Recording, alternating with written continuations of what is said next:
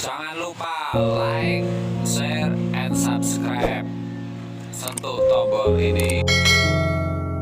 Al-Ustaz Kiai Haji Idrus Ramli, falyatafaddal maskura. Sallu ala Nabi Muhammad.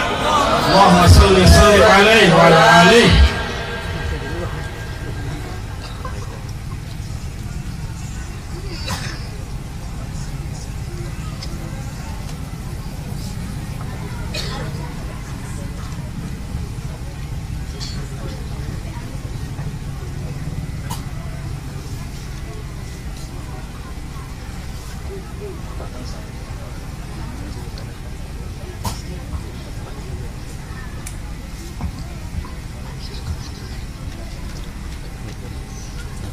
Assalamualaikum warahmatullahi wabarakatuh.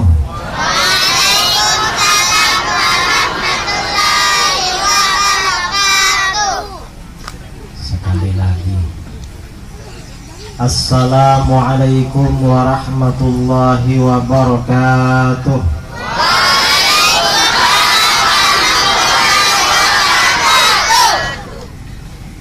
Yang menjawab salam mudah-mudahan bahagia. Amin. Dunia akhirat. Amin. Dan banyak uangnya. Amin. Assalamualaikum warahmatullahi wabarakatuh.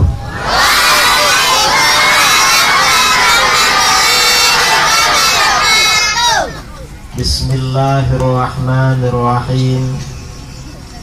Alhamdulillahi rabbil alamin. Lahul hamdu wa lahul fadlu wa lahul ni'mah wa lahul thana'ul hasan. Ashhadu an la ilaha illallah wahdahu la syarika lah. Wa ashhadu anna sayyidana Muhammadan abduhu wa rasuluh. Arsalahu Allahu rahmatan lil alamin. Basyiran wa nadhiran wa da'iyan ila Allah bi'idhnihi wa sirajan munira.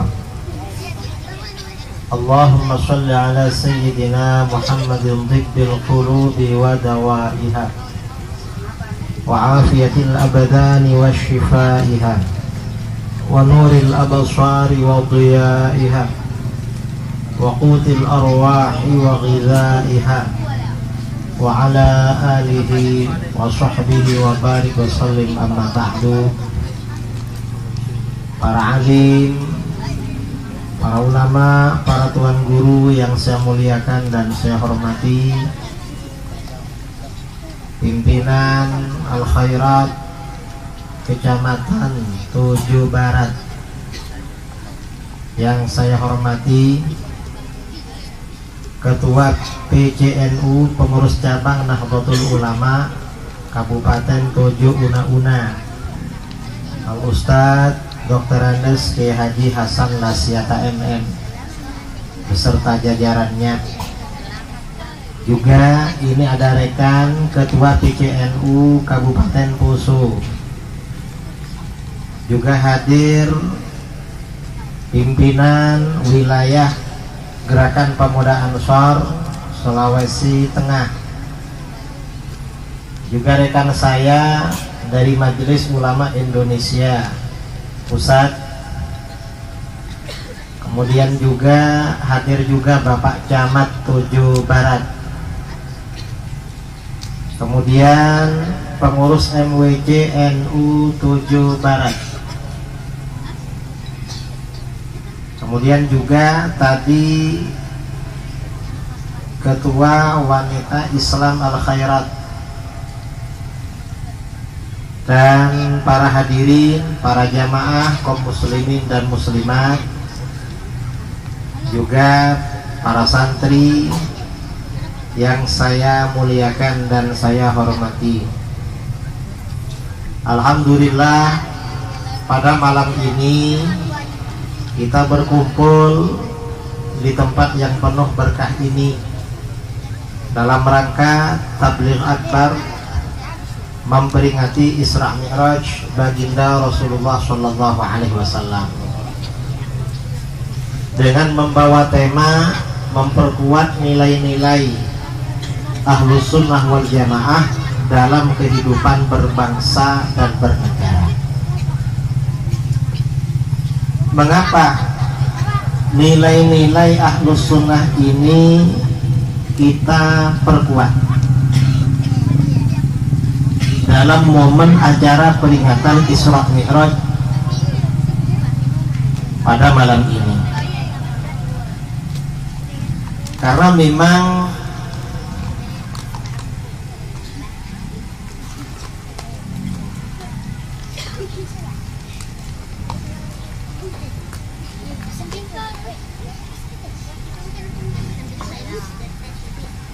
yang pertama yang perlu kita ketahui, Islam ini disebarkan kepada bangsa kita Indonesia atau di Asia Tenggara.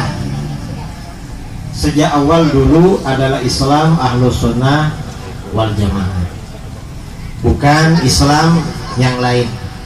Ini sejak awal memang. Kalau di Sulawesi ini termasuk penyebar Islam adalah pendiri Al-Khairat, guru tua. Saya ini kenal Al-Khairat sudah lama, sejak sering ke Sulawesi tahun 2010. Sejak tahun 2010 sering bolak-balik ke Makassar, Manado, Gorontalo, kemudian Sulawesi Selatan Barat, dan akhirnya sampai ke Sulawesi Tengah. Bahkan ke Sulawesi Tengah ini termasuk akhir, karena akhir-akhir ini. Kalau yang lain ya sudah lama. Cuma kalau naik pesawat dari atas tengok-tengok ke bawah, ini macam Sulawesi Tengah ini. Jadi sudah lama kalau kenal dengan organisasi Al-Khairat. Nah, jadi Islam disebarkan kepada bangsa kita sejak awal memang Islam Ahlus Sunnah wal Jamaah. Ini yang pertama. Yang kedua, kita juga yakin, dan kita harus yakin, harus beriktikad bahwa Islam yang benar adalah Islam Ahlus Sunnah wal Jamaah. Selain Ahlus Sunnah wal Jamaah tidak benar. Selain Ahlus Sunnah wal Jamaah adalah aliran sesat. Jadi apapun kelompok umat Islam di luar Ahlus Sunnah wal Jamaah aliran sesat. Dan NU dengan Al-Khairat ini sama, cuma beda organisasi. Di Sulawesi dan Indonesia Timur ini Al-Khairat, kemudian Indonesia Barat itu Nahdlatul Ulama. Kemudian di barat-barat juga itu awalnya bukan NU tapi ada organisasi lain. Kalau di Aceh, Sumatera Barat itu namanya PERTI, Persatuan Tarbiyah Islamiyah. Kalau di Nusa Tenggara Barat NW, Nahdlatul Wathon. Di Jawa dan yang dekat-dekat Jawa namanya Nahdlatul Ulama, NU. Dan ini sama-sama Ahlus Sunnah wal Jamaah. Ini yang kedua. Yang ketiga, mengapa kita ini perlu memperkuat nilai-nilai Ahlus Sunnah wal Jamaah? Karena sekarang ini kira-kira sejak tahun 90-an atau sebelum tahun 90-an, aliran-aliran di luar Ahlus Sunnah wal Jamaah mulai disebarkan secara besar-besaran di negara kita. Muncul organisasi-organisasi di luar Ahlus Sunnah, muncul lembaga-lembaga pendidikan di luar Ahlus Sunnah, muncul masjid-masjid di luar Ahlus Sunnah, dan itu sudah banyak, termasuk di Palu, di Poso, dan mungkin juga di Ampana. Insyaallah kalau di Tujuh Barat gak ada ya? Ada? Tidak Alhamdulillah. Dan ini harus kita jaga, bahwa Islam yang benar yang perlu diperkuat adalah Islam Ahlus Sunnah wal Jamaah. Selain Ahlus Sunnah wal Jamaah di negeri kita ini apa? Banyak saudara. Aliran-aliran Islam di luar Ahlus Sunnah itu banyak macamnya di Indonesia. Ada berapa? Gak tahu ada berapa.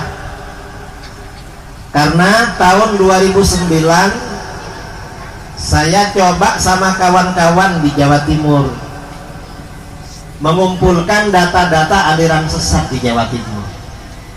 Di Jawa Timur aja, dari Surabaya ke timur, separuh Jawa Timur, aliran sesat yang terkumpul datanya ada 250 macam. Itu separuh Jawa Timur. Kalau se-Jawa Timur mungkin 500 kalau pukul rata. Dan di Jawa provinsinya ada 6. Kalau 500 kali 6 ada berapa? Ada 3000. Ditambah dengan Sulawesi Tengah, ada berapa kira-kira? Jangan dikira aliran sesat gak ada, ramai. Cuma dari sekian aliran sesat yang paling ramai, merata, hampir di seluruh titik di Indonesia adalah Wahabi. Wahabi ini paling ramai di Indonesia, termasuk di Sulawesi. Sulawesi ini juga ramai Wahabi. Ya, di Ampana, di Palu itu sudah mulai ada Wahabi. Dan Wahabi ini, Wahabi namanya macam-macam. Mereka gak mau disebut Wahabi. Mereka biasanya nyebut dirinya Salafi. Sama dengan pelacur. Pelacur gak mau disebut dirinya pelacur. Apa? PSK, pekerja seks komersial. Jadi dianggap kerja kayak kerja di kebun, kerja di toko gitu. Gak mau sama namanya. Wahabi juga gitu. Saya sering ditanya sama orang, Pak Kiai, apa bedanya Wahabi dengan Salafi? Saya bilang, bedanya Wahabi dengan Salafi, kalau Salafi yang Wahabi itu sama dengan bedanya antara pencuri dengan maling. Pencuri dan maling itu kira-kira bedanya apa? Gak ada beda. Itu Wahabi.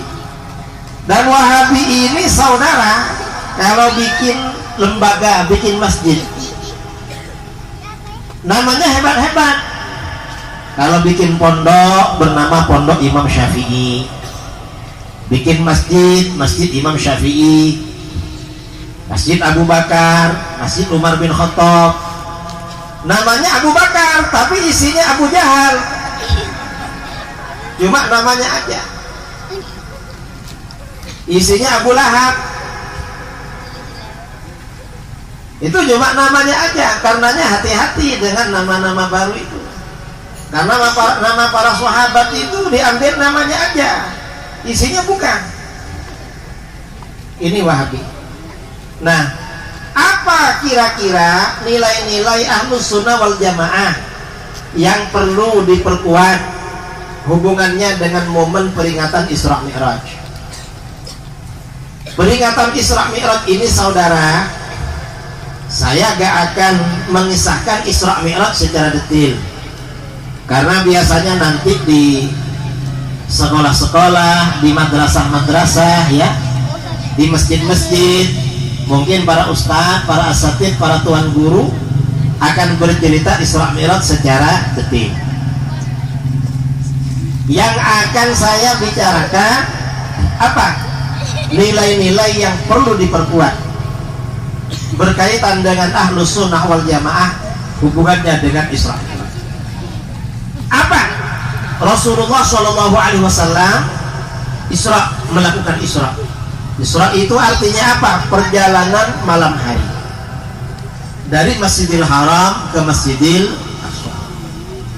Ada pertanyaan, mengapa Rasulullah berangkat dari Masjidil Haram ke Masjidil Aqsa? Kenapa gak berangkat dari Tojo misalnya, atau berangkat dari Palu, dari Poso? Mengapa? Karena Masjidil Haram ini awal penciptaan bumi. Bumi itu pertama kali diciptakan adalah Masjidil Haram itu, kemudian membesar menjadi seluruh dunia. Itu yang pertama. Yang kedua, umat manusia itu asalnya tinggal di sana, di Masjidil Haram itu. Nabi Adam itu, Nabi Adam, Ibu Hawa, Nabi Nuh di Timur Tengah dulu. Kemudian anak cucunya merantau kemana-mana sampai ke Turki. Karena itu merupakan finish ya, merupakan start perjalanan manusia Masjidil Haram. Itu yang pertama. Yang kedua, mengapa perjalanannya malam hari kok bukan siang hari? Karena perjalanan menuju Allah yang paling afdal itu adalah malam hari. Kita ini kalau berdoa, bermunajat kepada Allah yang ijabah, yang bagus malam hari ketika sepi gak kelihatan orang. Itu malam hari. Yang kedua, dari Masjidil Haram beliau ke Masjidil Aqsa. Mengapa ke Masjidil Aqsa kok tidak ke tempat lain? Misalnya ke Madinah, atau misalnya ke Jakarta, atau misalnya ke Makassar, kok ke Masjidil Aqsa? Karena Masjidil Aqsa ini ada di negeri Syam, ya, Palestina, Syria, Lebanon, Yordania, ini disebut negara Syam. Sekitar Masjidil Aqsa disebut negara Syam. Dan Syam ini adalah destinasi, adalah tujuan umat manusia besok. Besok di padang mahsyar kita kumpul di sana. Ngumpulnya di sana besok. Setelah kiamat ya, kiamat pertama, seluruh manusia ini mati, meninggal dunia, makhluk hidup di bumi ini meninggal semua, gunung itu terbang hancur, kemudian tanah ini rata. Kemudian 40 tahun kemudian hidup lagi, bangkit dari alam kubur, semuanya bareng-bareng menuju negeri Syam yang disebut dengan padang mahsyar. Kita serentak jawab. Karena di sana bisa. Kabelnya rusak satu. Nah, jadi kamera. kemudian dalam perjalanan itu begitu sampai di padang mahsyar, malaikat Jibril mengumandangkan azan. Begitu azan berkumandang, para nabi, para rasul yang sudah wafat semuanya berdatangan. Para malaikat juga datang ke Masjidil Aqsa. Nah, ini artinya apa? Ini ada hubungannya dengan akidah Ahlus Sunnah wal Jamaah. Apa akidah Ahlus Sunnah wal Jamaah? Yaitu kehidupan setelah mati. Bahwa orang yang meninggal dunia sebenarnya masih hidup, disebut dengan kehidupan alam barzakh. Karenanya Rasulullah singgah ke makam Nabi Musa. Dalam perjalanan Isra, Rasulullah singgah ke makam Nabi Musa. Nabi Musa sedang berdiri menunaikan ibadah sholat. Artinya apa? Kita dianjurkan ziarah kubur itu. Kalau orang Wahabi gak mau ziarah kubur. Mengapa? Karena Abu Jahal dan Abu Lahab gak pernah ziarah kubur. Wahabi itu imamnya Abu Jahal, Abu Lahab. Akidah mereka Tauhid 3 Wahabi sumbernya dari Abu Jahal, Abu Lahab. Itu ada di kitab-kitab mereka. Karenanya kata Wahabi di kitab-kitab mereka, Abu Jahal dan Abu Lahab lebih bertauhid, lebih beriman daripada umat Islam yang bertawassul. Mengapa? Wahabi itu pengagum Abu Jahal dan Abu Lahab. Beda dengan kita. Kalau kita ini pengikut Rasulullah. Beda. Ini namanya apa namanya? Isra Mi'raj. Jadi kita ini ada ziarah kubur ya, ziarah kubur. Rasulullah waktu Isra Mi'raj ziarah Makkah. Kemudian di Masjidil Aqsa para nabi semuanya datang. Ini pertanda bahwa para nabi, orang-orang beriman maupun orang-orang kafir yang sudah mati sebenarnya masih hidup. Disebut kehidupan alam barzakh. Kemudian sampai di Masjidil Aqsa, Rasulullah melakukan Mi'raj. Di langit pertama jumpa Nabi Adam. Langit kedua jumpa Nabi Isa. Langit ketiga jumpa Nabi Yusuf, dan seterusnya. Ini kehidupan alam barzakh, saudara. Sekarang ini ya, orang-orang Wahabi beda dengan kita. Perbedaannya apa? Karena kita ini beriman pada kehidupan alam barzakh, bahwa orang yang sudah meninggal itu sebenarnya masih hidup. Maka bagaimana antara kita yang masih hidup dengan orang yang sudah meninggal itu ada komunikasi, ada interaksi. Cuma interaksinya gak melalui HP, gak melalui Android, gak melalui YouTube. Melalui apa? Interaksinya melalui bacaan tahlil, melalui baca Al-Qur'an, melalui sedekah. Itu interaksi dengan orang mati. Kita ini ngirim pada mereka.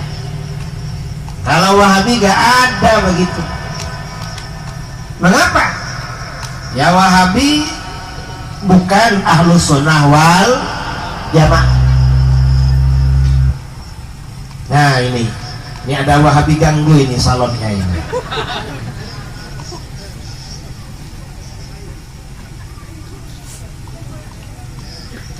Jadi Isra Mi'raj, peristiwa Isra Mi'raj ini ada nilai-nilai Ahlus Sunnah yang perlu kita perkuat, yaitu tentang kehidupan alam barzakh. Di dalam Al-Quran tentang kehidupan alam barzakh ini dijelaskan di dalam Al-Quran. Allah Subhanahu wa ta'ala berfirman di dalam Al-Quran, wa qul i'malu fasayarallahu amalakum wa rasuluhu wal mu'minun. Katakan Muhammad, lakukan apa saja yang kalian mau. Ini perintah, tetapi sebenarnya bukan perintah. Tapi apa irama? Artinya apa? Di dunia itu berbuat jangan semaunya. Katakan, lakukan apa saja. Fasayarallahu amalakum, maka Allah akan melihat amal perbuatan kamu. Apa yang kita lakukan ini Allah tahu. Kalau baik dibalas di dunia sebagian kecil, sebagian besar dibalas di akhirat. Kalau jelek sebagian kecil dibalas di dunia, sisanya diampuni oleh Allah. Perbuatan maksiat dibalas oleh Allah. Kalau maksiatnya maksiat pribadi, balasannya pribadi. Tapi kalau maksiatnya sosial, balasannya sosial. Tetangga-tetangganya yang gak ikut maksiat tapi mendiamkan, kena musibah juga. Hanya kita ini jaga. Ajaran Ahlus Sunnah ini perlu dijaga. Mengapa? Kalau aliran sesat masuk ke negeri kita, musibah biasanya banyak melanda. Na'udzubillah min dzalik. Kita jaga ajaran Ahlus Sunnah. Kalau Allah ini tahu perbuatan kita ini sudah maklum.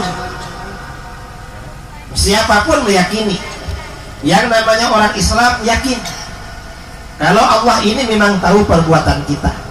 Kemudian di dalam ayat ini diterangkan wa rasuluhu, Rasul juga tahu perbuatan kamu. Rasulullah ini tahu apa yang kita lakukan. Ada pertanyaan, Rasulullah ini tahu perbuatan umatnya, apakah berlaku ketika beliau masih hidup atau sampai sekarang? Kata para ulama, sampai hari kiamat. Apa saja yang kita lakukan Rasulullah tahu berdasarkan ayat ini. Karenanya dalam kitab-kitab hadis, kitab-kitab tafsir, ketika menafsirkan ayat ini, Imam Ibnu Katsir dalam tafsirnya menyampaikan hadis berkenaan dengan ayat ini.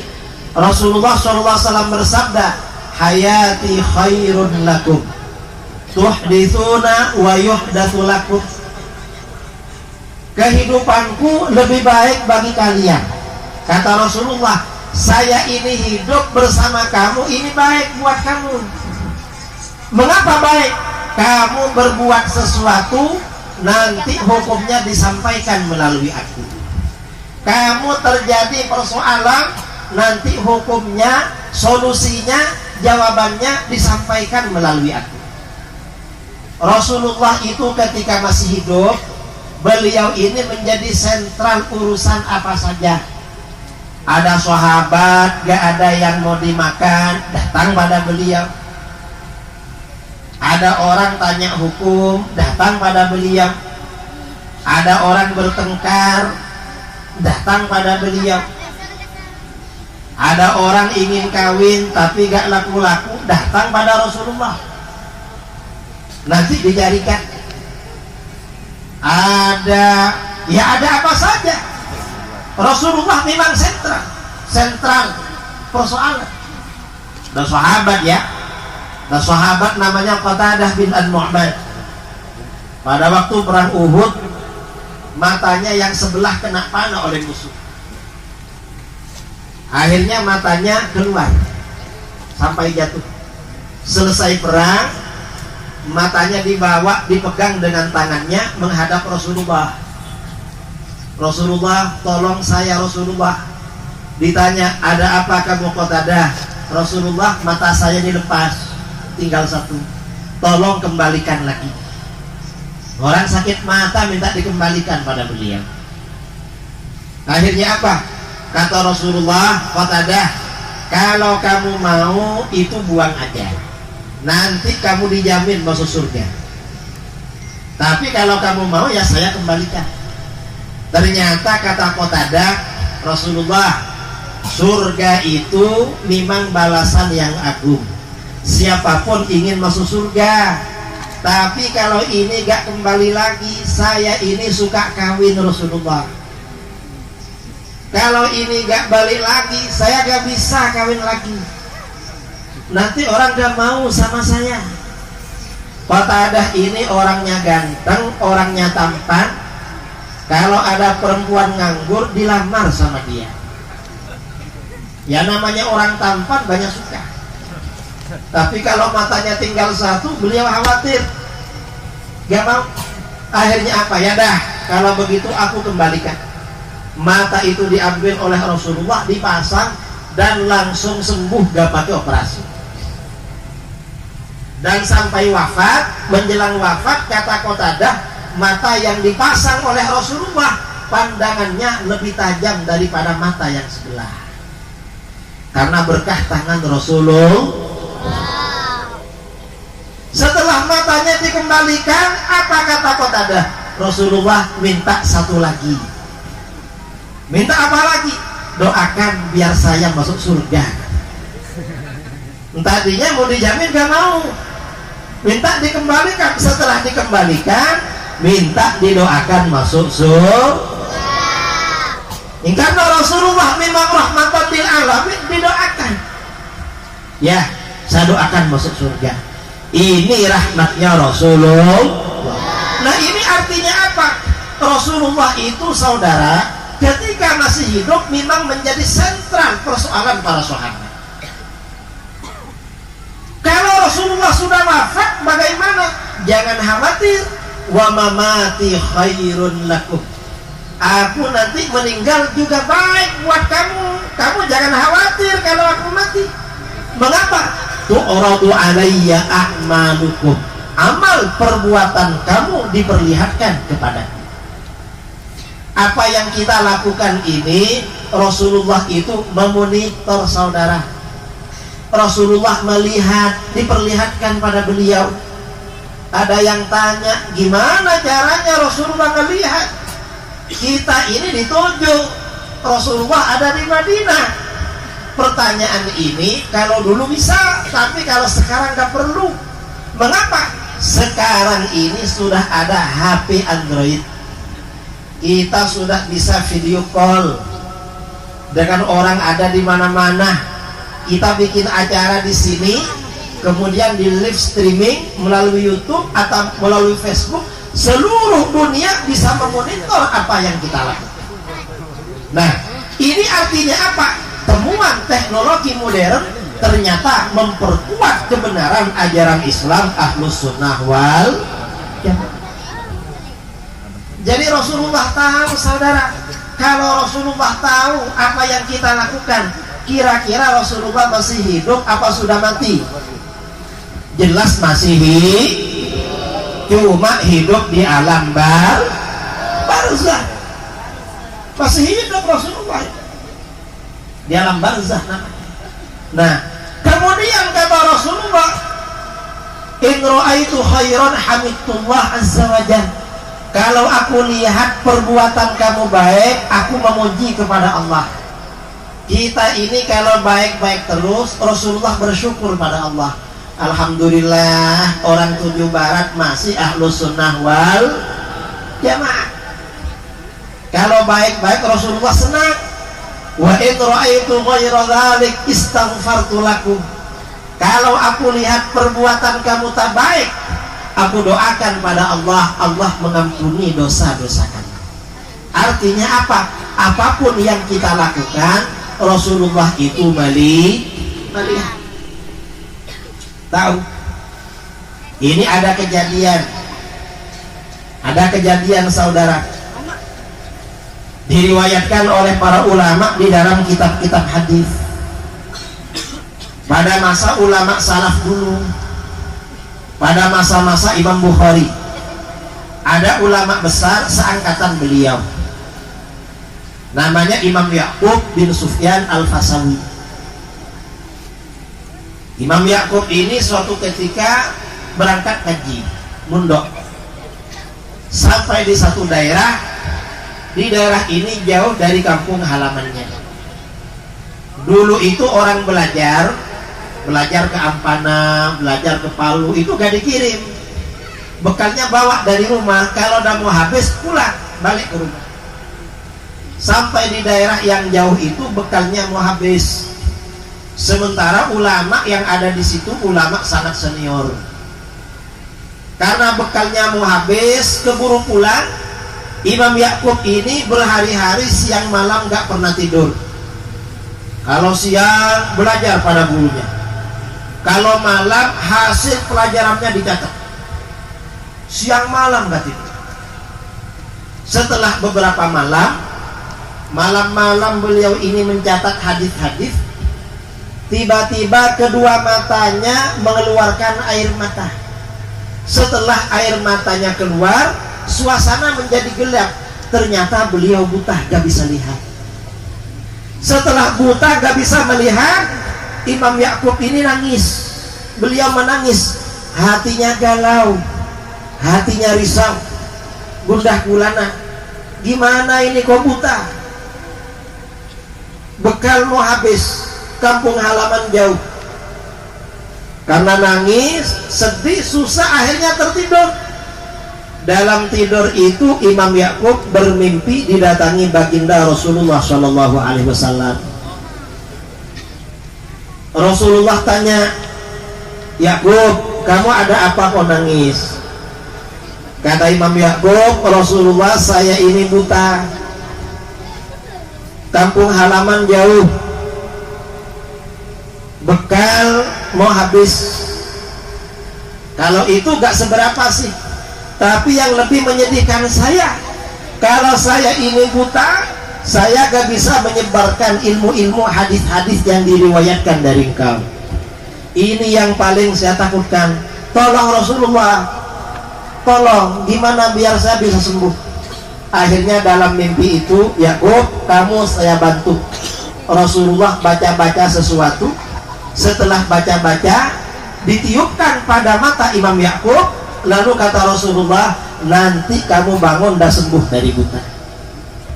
Setelah bangun, ternyata beliau sudah bisa melihat lagi. Nah, ini artinya apa? Benar seperti kata hadis ini. Apa saja yang terjadi pada kita, Rasulullah itu tak. Cuma sebagian orang, untuk orang yang soleh-soleh, yang memang dekat dengan beliau, langsung direspon. Kalau kita ini didoain aja, gak datang, bukan makomnya. Kalau sudah makomnya didatangi juga. Ini kehidupan alam barzah namanya. Jadi Rasulullah masih hidup. Kemudian di dalam ayat ini diterangkan, wa qul ya'malu fasayarallahu amalakum wa rasuluhu wal mu'minun. Orang-orang beriman juga melihat perbuatan kamu. Kita ini berbuat apa saja, orang-orang beriman mengetahui perbuatan kita. Maksudnya siapa? Orang-orang beriman yang tahu perbuatan kita siapa? Pertama, orang-orang beriman yang tahu perbuatan kita adalah para wali. Para kekasih Allah, para wali Allah itu didatangi tamu, kadang tahu tamunya macam apa, kerjanya apa tahu, cuma beliau tutup-tutupi. Itu kalau yang masih hidup. Yang kedua, termasuk yang tahu perbuatan kita adalah keluarga kita, leluhur kita, kerabat dekat kita, kerabat jauh kita, guru-guru kita yang sudah wafat, meninggal dunia membawa husnul khatimah. Apapun yang kita lakukan, keluarga kita yang beriman yang sudah wafat, guru-guru kita itu tahu, saudara, tahu. Karenanya ketika menafsirkan ayat ini dalam kitab-kitab tafsir, Ibnu Katsir misalnya menyampaikan hadis sahih, sabda Rasulullah Shallallahu Alaihi Wasallam, inna a'malakum tu'radu ala asyairikum wa aqaribikum minal amwat. Sesungguhnya amal perbuatan kamu diperlihatkan pada kerabat jauh kamu dan kerabat dekat kamu yang sudah meninggal dunia, termasuk guru-guru kamu. Insya Allah guru tua memantau apa yang kita lakukan. Kiai Hasyim Asy'ari, guru-guru kita memantau, tahu. Leluhur kita juga memantau. Hadis ini diperlihatkan oleh Allah, in ra'au khairan istaghsyaw. Kalau mereka lihat perbuatan kita ini baik, mereka senang, merasa senang, bahagia. Wa in ra'au ghaira dzalik, kalau mereka lihat perbuatan kita tak baik, mereka sedih. Lalu mereka berdoa kepada Allah. Qalu, mereka berdoa, Allahumma la tumithum hatta tahdiyahum kama hadaitana. Ya Allah, jangan matikan kerabat aku ini sebelum engkau berikan hidayah, sebelum engkau berikan petunjuk, sebagaimana engkau berikan petunjuk pada kami. Artinya apa? Keluarga kita, kerabat-kerabat kita, guru-guru kita yang sudah wafat itu tahu perbuatan kita. Ini akidah Ahlus Sunnah wal Jamaah. Tahun 2000 ini cerita, kira-kira tahun 2018 saya diundang ke Jakarta. Sebelum diundang, saya ada acara di Jakarta, ada orang yang undang saya kurang 1 bulan menjumpai saya. Saya tanya sama dia, kamu kenapa ngundang saya? Kata orang ini, Pak Kiai, saya ini mantan Wahabi, tapi sudah aswaja. Loh, kenapa dulu ikut Wahabi? Orang tua saya dekat dengan Wahabi, Kiai. Istri saya juga Wahabi.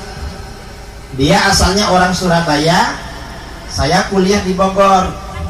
Ada adik kelas kuliah, karena mau sama saya bilang, gimana kalau kamu saya lamar sama orang tua kamu? Ya enggak apa-apa. Saya datangi orang tuanya di Kalimantan Selatan. Gak taunya orang tuanya polisi. Tanya dia, kamu perlu apa? Saya mau melamar anak bapak. Jadi istri saya, yang namanya ini teman kuliah saya. Bapaknya tanya, kamu ini aswaja apa Wahabi? Kenapa Pak? Saya Wahabi. Kalau aswaja saya gak mau Pak. Harus Wahabi, mantu saya. Jangan khawatir Pak, saya Wahabi juga katanya. Ya dah, kalau gitu kamu saya terima jadi mantu saya. Akhirnya kawin, dapat sesama Wahabinya. Kalau kamu jangan mau dapat Wahab, kecuali kalau setelah nikah kembali menjadi Ahlus Sunnah. Terus saya tanya, kok keluar dari Wahabi? Kiai, saya ini mendengar ceramahnya Tuan Guru UAS Ustaz Abdul Somad. Kata Tuan Guru UAS, kalau ingin tahu dalil-dalil kebenaran Ahlus Sunnah wal Jamaah, tonton videonya Kiai Idrus Ramli. Saya penasaran, Kiai, kok UAS sering sebut-sebut nama Kiai? Saya buka di YouTube, ternyata video Kiai jumlahnya ratusan. Nah, ada video Kiai durasinya paling panjang. Kiai ceramah 9 jam. Sebenarnya bukan 9 jam, saudara. Saya diundang acara pelatihan daurah di Kuala Lumpur selama 2 hari. Setiap 1,5 jam istirahat. Lalu video 1,5 jam digabung-gabung jadi 9 jam. 2 hari. Memang ceramah ini beda-beda tiap daerah. Saya kalau di Tojo ini nggak tahu. Saya diminta ceramah berapa jam? 1 jam, 2 jam, 3 jam. Terserah ya. Karena kalau di Aceh, saya ini beberapa waktu yang lalu pulang dari Aceh. Kalau di Aceh itu belum ceramah sudah pesan, Pak Kiai, orang-orang minta ceramahnya 3 jam. Tanya jawab 1 jam, pesan memang. Karena acaranya 4 jam, saya ceramah 3 jam, ceramahnya 3 jam. Tanya jawab 1 jam. Biasanya di depan saya ada meja. Yang namanya minuman tuh macam-macam, saudara. Ada kopi, ada teh, ada air mineral, ada extra jos, ada apa lagi? Macam-macam, ada bandrek, ada sprite, macam-macam. Mengapa? Karena 3 aja. Kalau sini nggak perlu lama-lama, makanya cukup air aku. Nggak apa-apa lah, saya nggak ngantuk juga.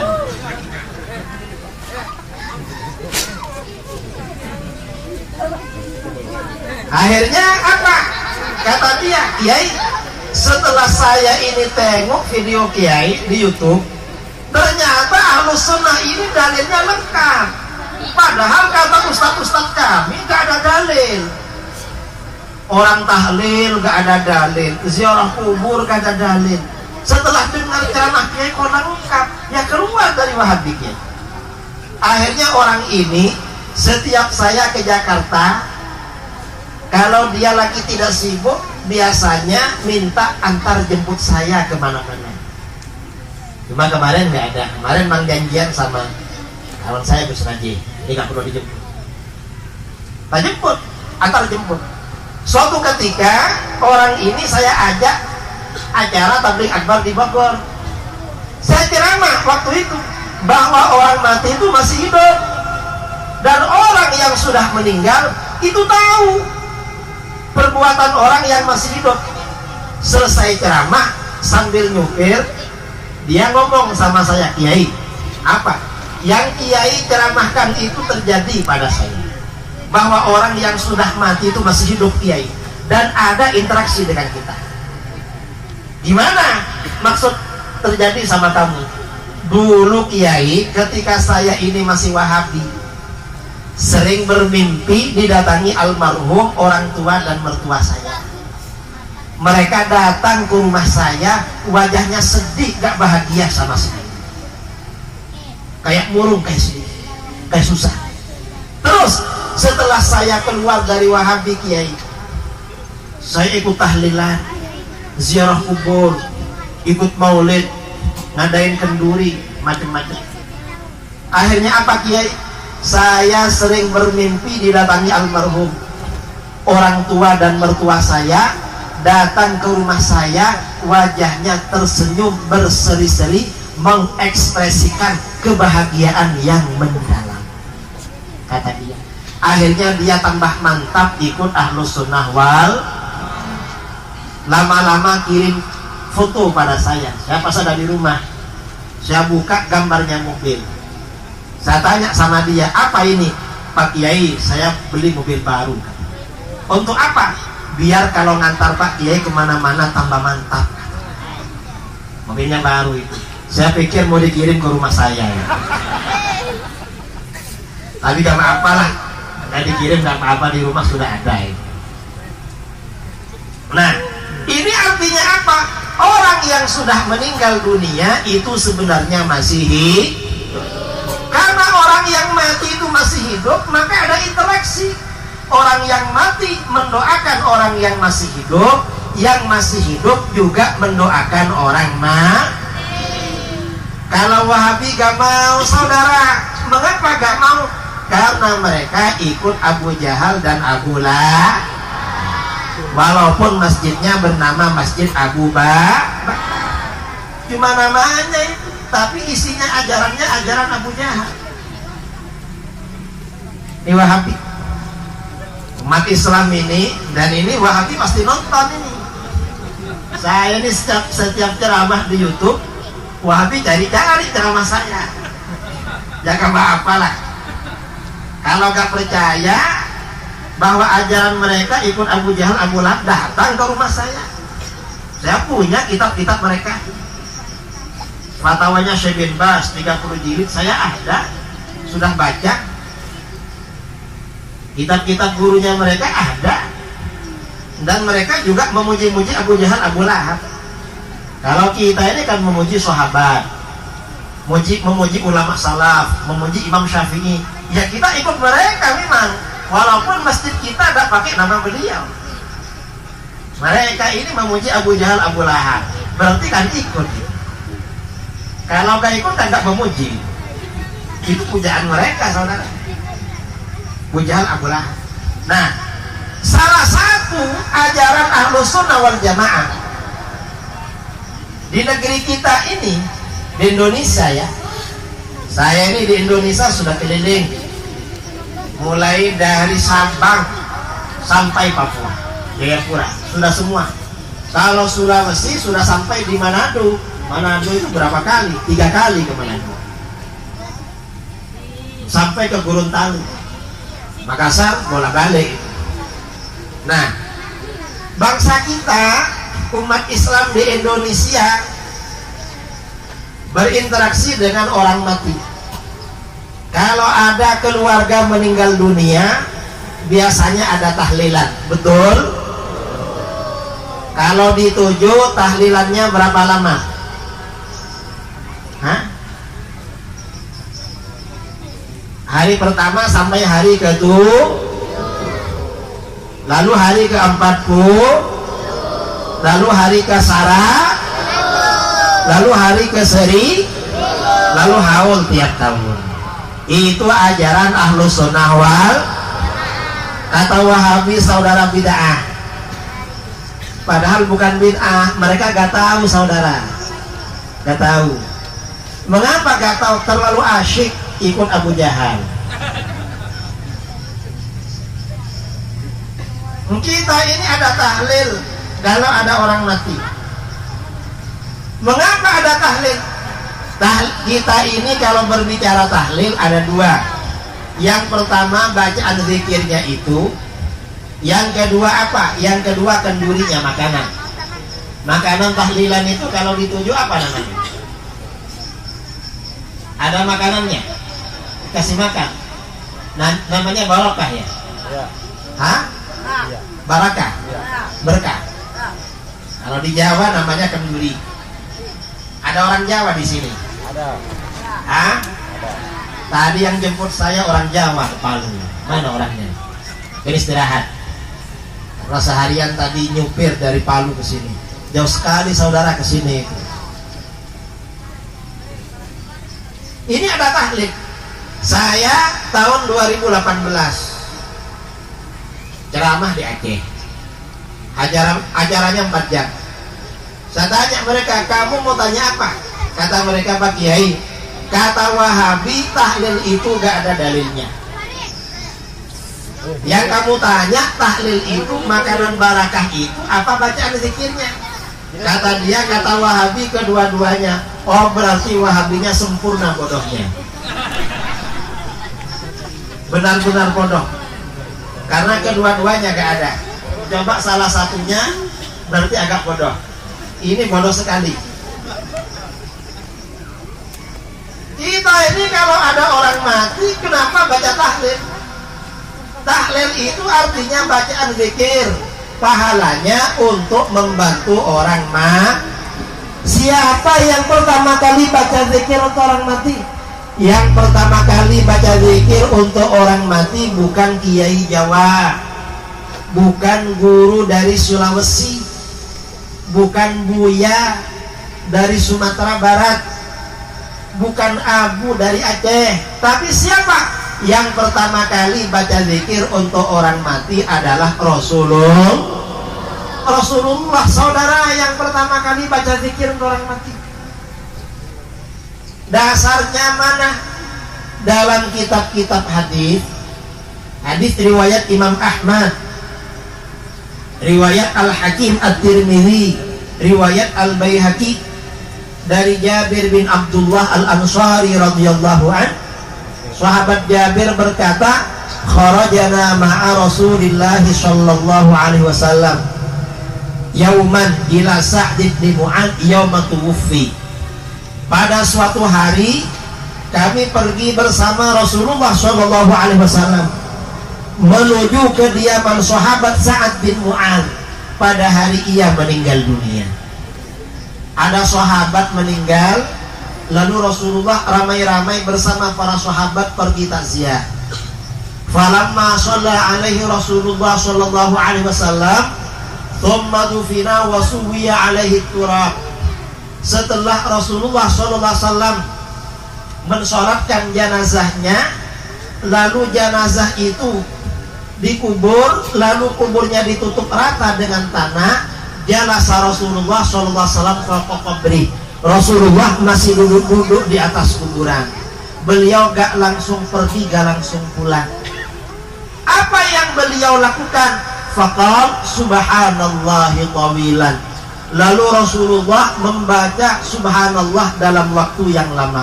Subhanallah, subhanallah, subhanallah, subhanallah. Fasabbahna ma'ahu. Para sahabat juga baca subhanallah. Setelah lama, thumma qala Allahu Akbar. Lalu Rasulullah bertakbir, Allahu Akbar, Allahu Akbar, Allahu Akbar. Fakabbarna ma'ahu. Para sahabat semuanya takbir. Satu riwayat Rasulullah baca la ilaha illallah, bertahlil. Para sahabat baca tahlil. Rasulullah baca subhanallah. Rasulullah baca.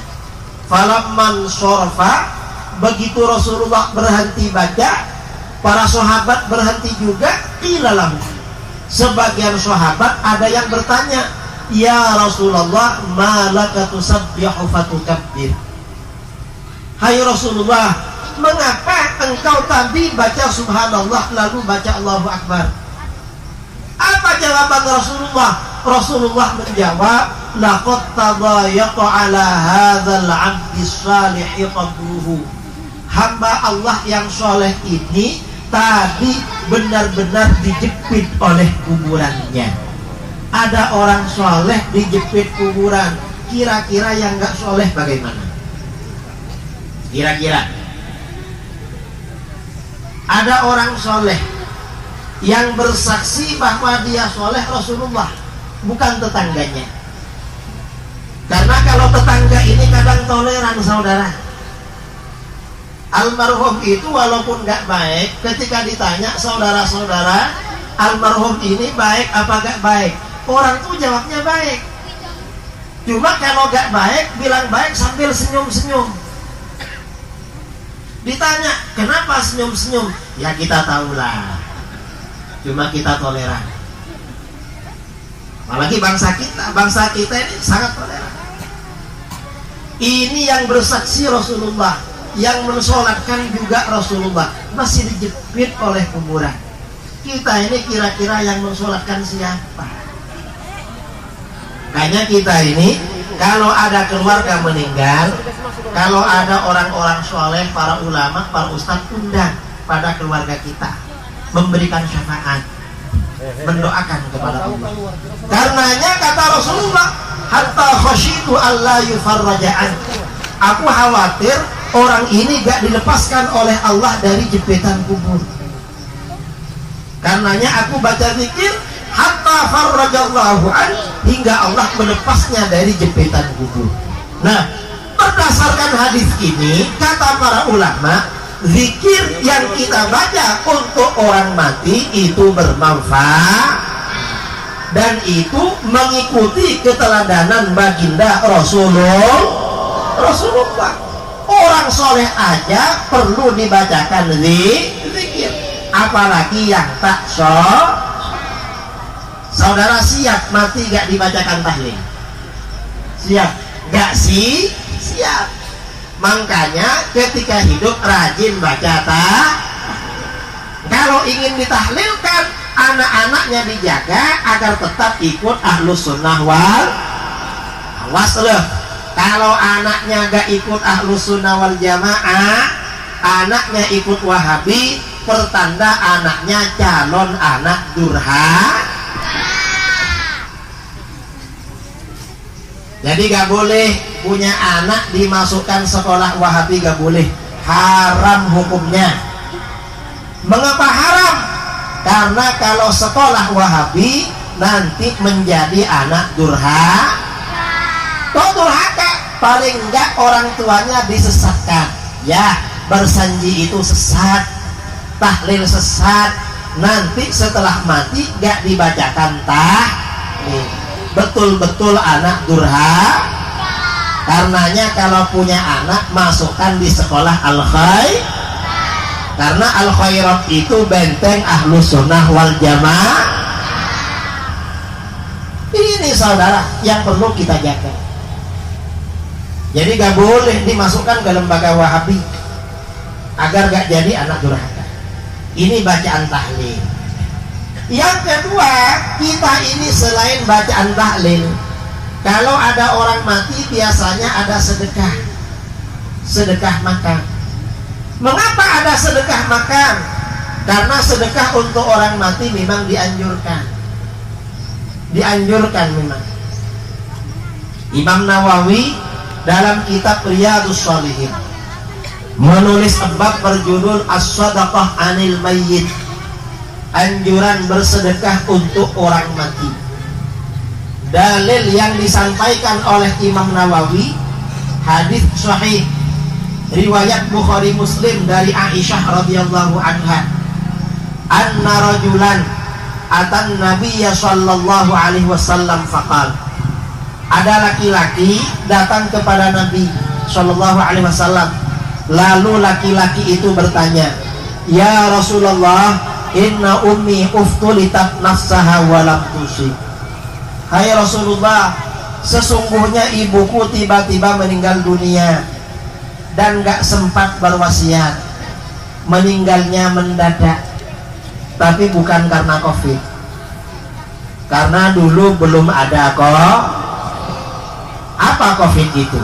COVID itu virus corona. Tapi sekarang gak ada dah corona, dituju aman. Cuma kabarnya ibunya mau datang, ibunya corona mau datang. Siapa? Yaitu virus Omikron. Mudah-mudahan balik gak datang ke Sulawesi. Amin Allahumma. Mudah-mudahan Omikron ini pergi ke keluarganya, yaitu orang-orang yang gak suka umat Amin Allahumma. Virus saudara mau datang. Nah, akhirnya apa? Kata orang laki-laki tadi, Rasulullah, ibu saya ini meninggal dunia tiba-tiba, gak sempat berwasiat. Wa uraha lau takallamat tasaddaqat. Saya kira kalau ibu saya ini sempat berwasiat, sempat berbicara, pasti berwasiat untuk bersedekah. Afalaha ajrun in tasaddaqtu anha. Apakah ibuku dapat pahala kalau aku bersedekah untuk beliau? Apa jawaban beliau? Rasulullah menjawab, na'am, iya. Artinya apa? Ibumu dapat pahala kalau kamu bersedekah untuk ibumu. Nah, ini artinya apa? Sedekah untuk orang mati itu jangan dikira gak sampai. Begitu dalil-dalil anjuran sedekah untuk orang mati disebarkan, orang Wahabi gak bisa jawab. Karena gak bisa jawab, ada orang Wahabi kirim video melalui YouTube. Apa kata dia? Gak apa-apa sedekah untuk orang mati. Loh, katanya gak boleh, kok bilang gak apa-apa? Gak apa-apa katanya. Siapa yang ngelarang? Nah, kan kamu yang ngelarang. Karena aku saudara, kalau dia ngelarang. Cuma kata dia, loh pakai cuma, katanya gak apa-apa pakai cuma. Kata si Wahabi tadi, kalau mau sedekah untuk orang mati, jangan pakai minum, jangan pakai makan. Pakai apa?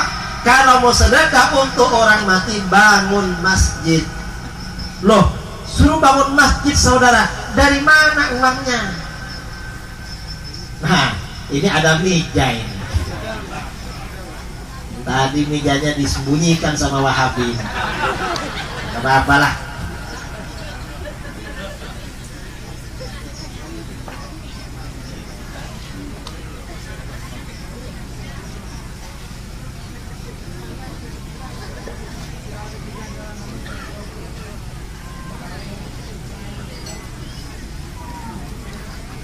Ini ada kopinya. Wah, mantap ini.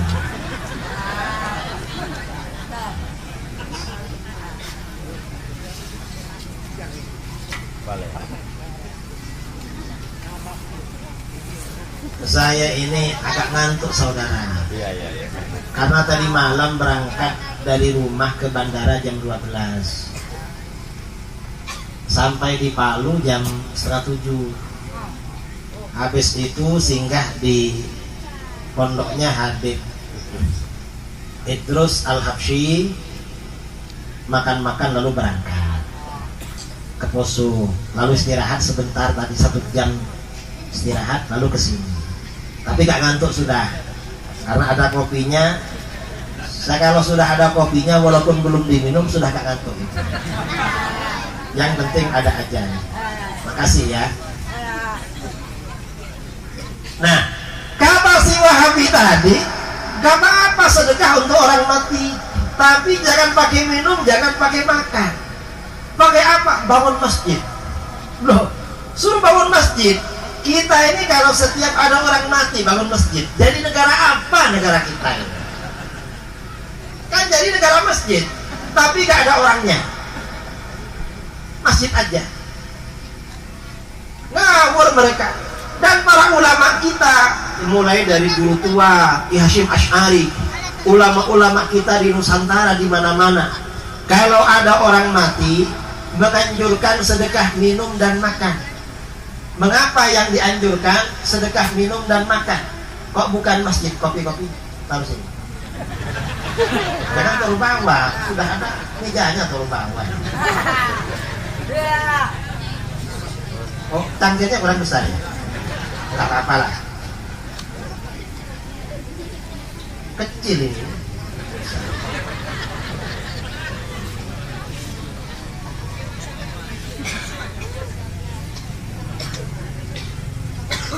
Jadi kata mereka suruh bangun masjid.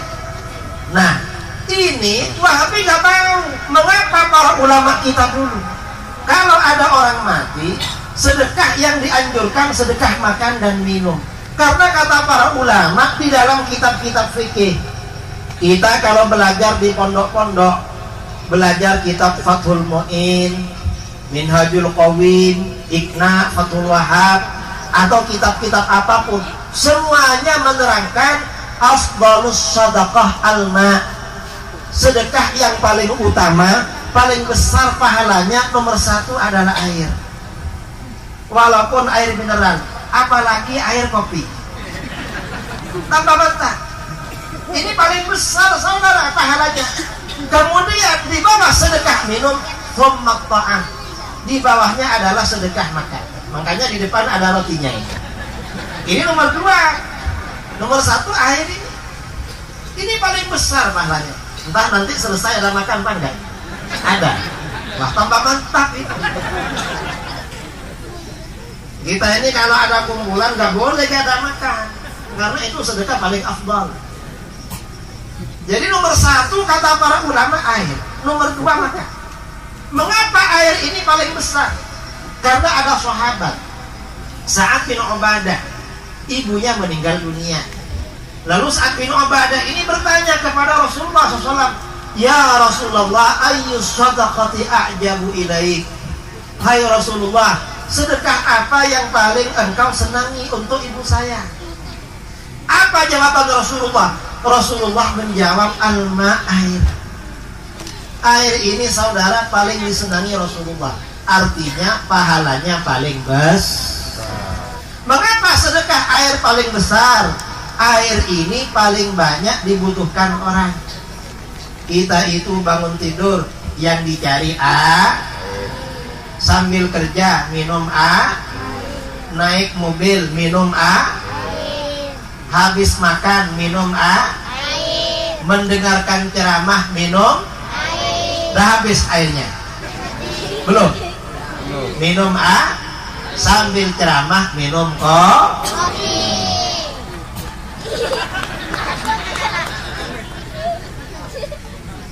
Ini sedekah paling afdal.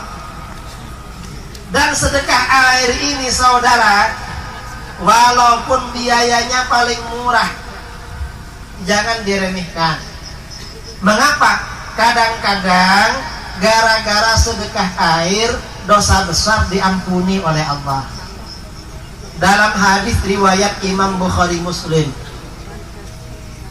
dari Abu Hurairah radhiyallahu an, Rasulullah SAW bersabda, Rasulullah bercerita orang Bani Israel sebelum Islam. Apa ceritanya? Kata beliau, bainama kalbun yutifu biraqiyatin qad kada yaqtuluhul 'atash. Ketika ada seekor anjing mengelilingi sumur, anjing itu benar-benar hampir mati karena kehausan. Ada anjing hampir mati karena haus, mau melompat ke dalam sumur gak bisa, akhirnya ngelilingi sumur. Idra'athu baghiyun min baghaya Bani Israel. Tiba-tiba seorang pelacur Bani Israel melihatnya. Ada pelacur pulang kerja. Pelacur itu biasanya kerjanya kan malam, kalau siang pulang. Tapi pelacur dulu yang kerjanya malam. Kalau sekarang ini kadang lebih parah saudara, kerjanya siang malam, nggak pilih waktu. Pelacur ini siang-siang pulang kerja, sampai di dekat sumur, pelacur ini melihat anjing mengelilingi sumur hampir mati karena haus. Hatinya merasa iba, merasa kasihan. Karena kasihan, fanaza'at muqaha, pelacur tadi melepas sepatunya. Dulu pelacur kerja pakai sepatu. Kalau sekarang pakai apa? Pakai sepatu apa enggak? Enggak tahu. Mengapa enggak tahu? Karena enggak boleh waslah. Kalau tahu enggak boleh. Ada yang tahu? Enggak tahu. Dia lepas sepatunya, fastaqat lahu bihi. Lalu dia turun ke bawah. Dulu sumur gak pakai timba, gak pakai tali, pakai tangga ke bawah. Dia turun ke bawah, ambil air pakai sepatunya, naik ke atas, fasaqat bihi. Dia kasih minum anjing itu dengan sepatunya. Setelah kasih minum anjing, anjingnya segar, pulang dia. Sampai di rumahnya meninggal dunia. Mengapa meninggal? Mungkin malamnya divaksin sampai habis 3. Vaksinnya overdosis, mati dia. Apa yang terjadi? Gara-gara ngasih minum anjing, kata Rasulullah, faghufira laha bihi, dosanya diampuni oleh Allah. Padahal yang dikasih minum adalah anjing. Makanya kata Imam Al-Qurtubi, Imam Al-Qurtubi dalam tafsirnya, nah ini mantap lagi nih, karena kopi ada. Nah ini baru gelasnya kopi kalau gini. Kalau ini yang ada esnya itu, enggak minta es biasanya.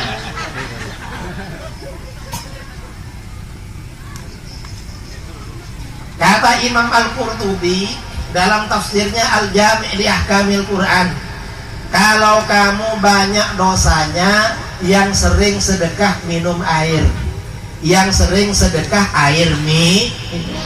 Mengapa? Pelacur aja diampuni oleh Allah, padahal ngasih minum anjing. Saudara pernah ngasih minum anjing? Hah? Tidak pernah. Kira-kira kalau ada anjing mendekat, diambilkan apa? Batu. Diambilkan batu. Mengapa diambilkan batu? Apa anjingnya Wahabi? Anjingnya ikut Wahabi. Padahal anjingnya haus. Tidak ada di sini kalau yang haus banyak air sih. Berdasarkan hadis ini, kata para ulama, ya, ada para ulama, orang punya hewan ternak, saudara punya ayam, punya kambing, atau punya apalah, dikasih makan, dikasih minum, itu ngurangi dosa. Karenanya kalau banyak dosanya, yang banyak punya ayam, yang banyak punya kambing. Tapi kasih minum, kasih dosa, padahal itu ternak hewan.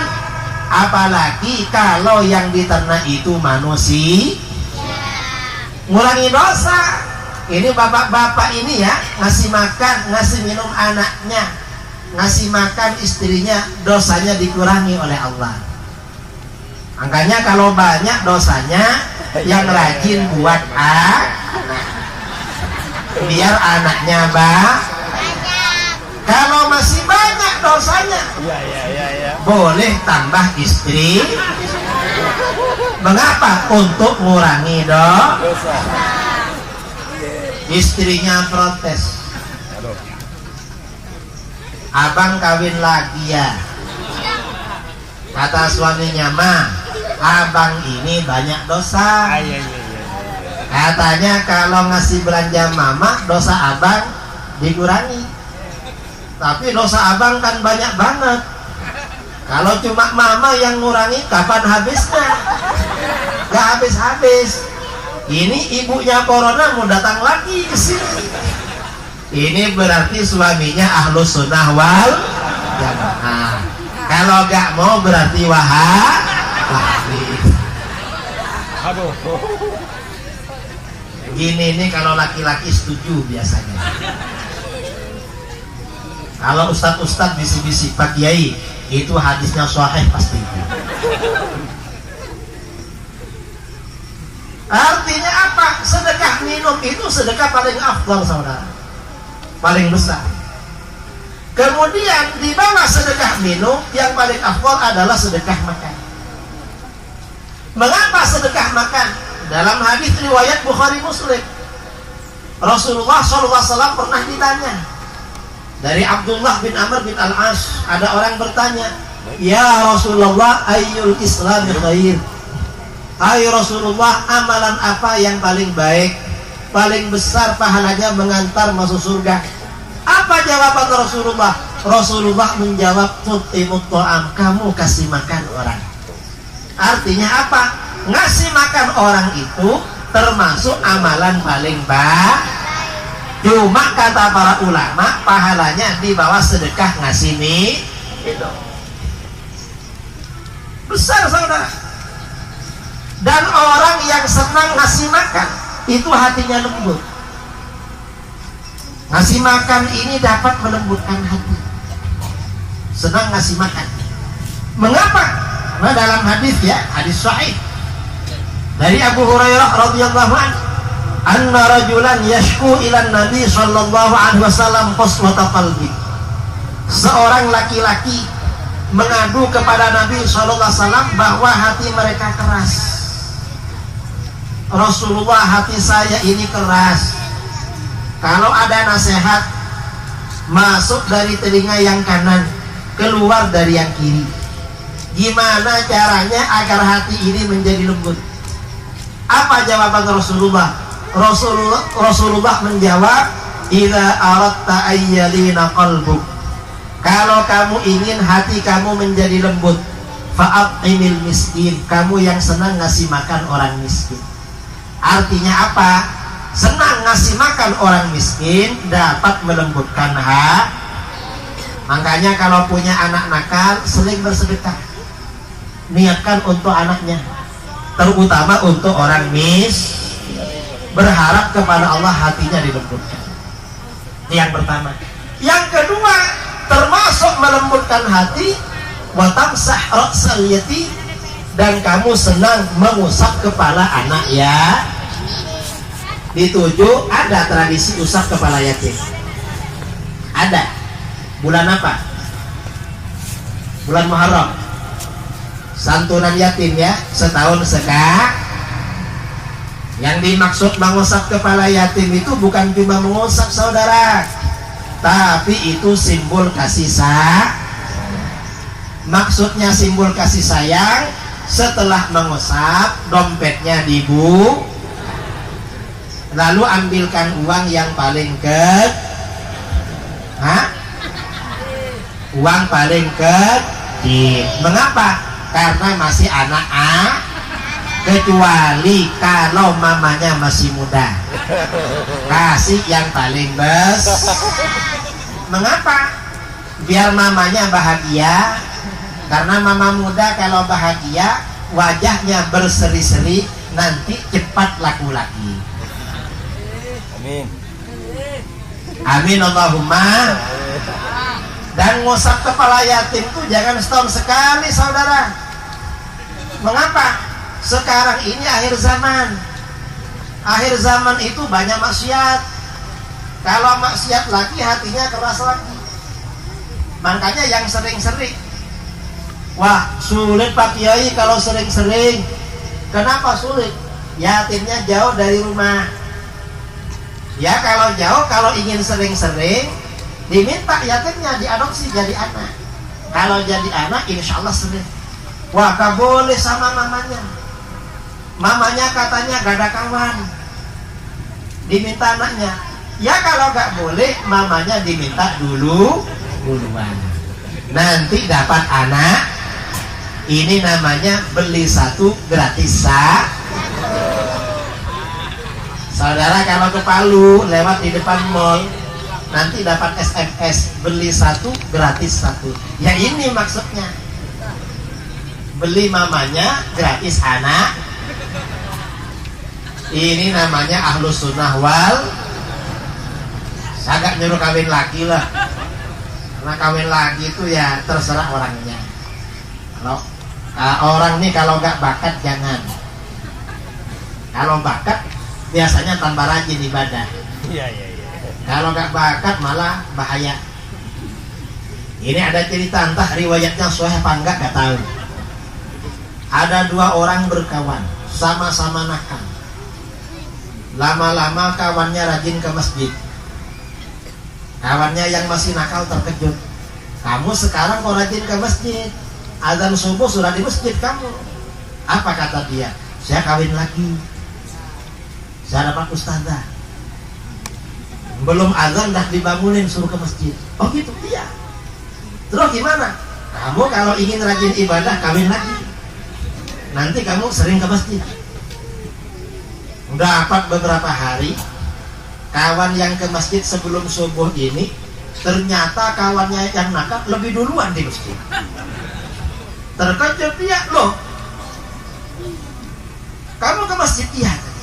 Kamu udah kawin lagi? Iya. Wah berarti istri kamu lebih solehan dari istri saya. Kamu jam berapa kesini ke masjid? Saya bukan jam berapa. Lagi mana? Saya ini bermalam di masjid. Loh kau bermalam di masjid? Gak berani pulang kan? Ini namanya gak bakat. Kalau gak bakat jangan kawin lah. Akhirnya gak berani pulang dan tinggal di Saya kira itu ya yang perlu saya sampaikan. Karena ini waktu jam 9:30, saya gak perlu lama-lama. Tadi kata Ustadz Hasan ada sesi tanya jawab. Mungkin ada yang mau bertanya 1, 2, 3, 4, 5 orang gak apa-apa. Silahkan, waktu Saya minta pembawa acara untuk mengatur sesi tanya jawab. Apa yang perlu ditanyakan, tanyakan. Sebelum saya tutup.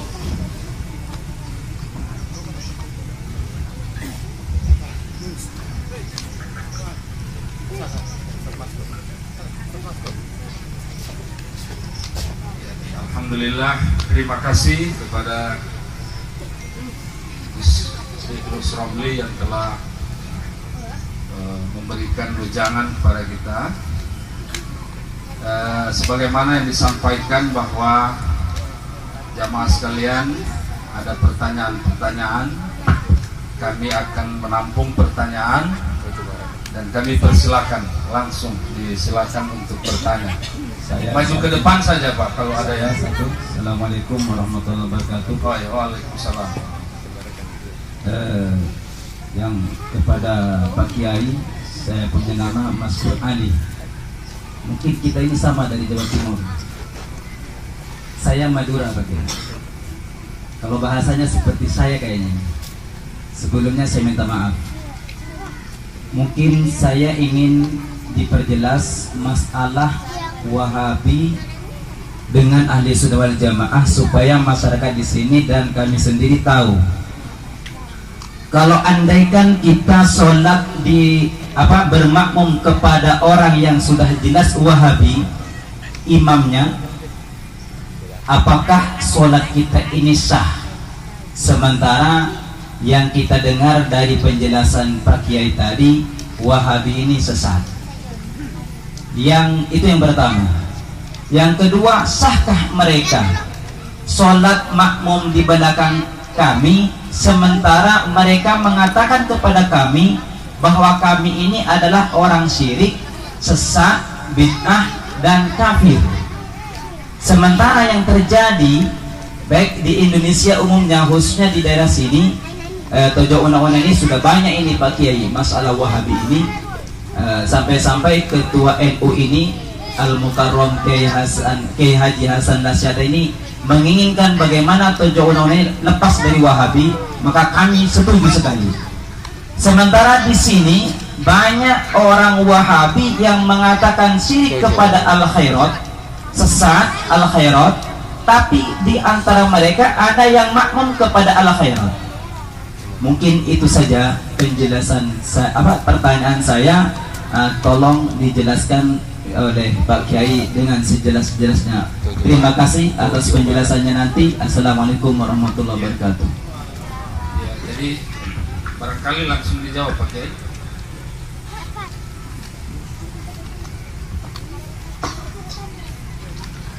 Terima kasih ya, Mas Pur Ali ya, dari Madura. Sama ya. Kalau kita ini bermakmum kepada Wahabi, hukumnya bagaimana? Sholat kita sah tapi makruh. Kalau makruh maka lebih baik bermakmum apa sendirian.